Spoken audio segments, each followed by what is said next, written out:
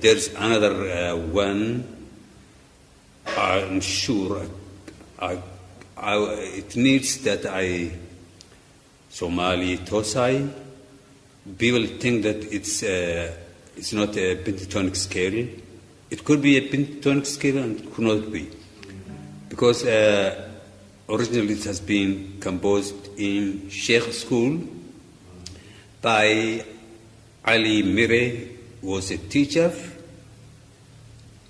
The tune was a Sudani tune, and it has been brought here by a singer, Daoud Timayare, sang it. Later on, Qasim Hilole,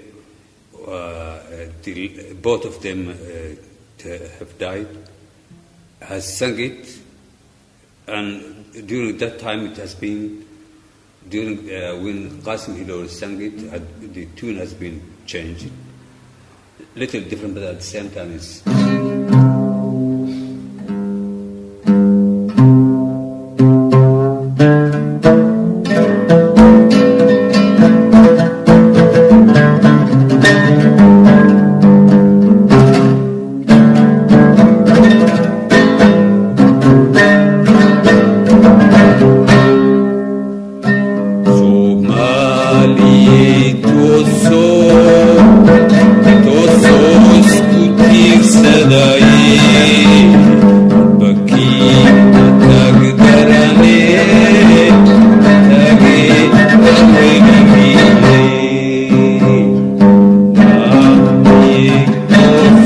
Oh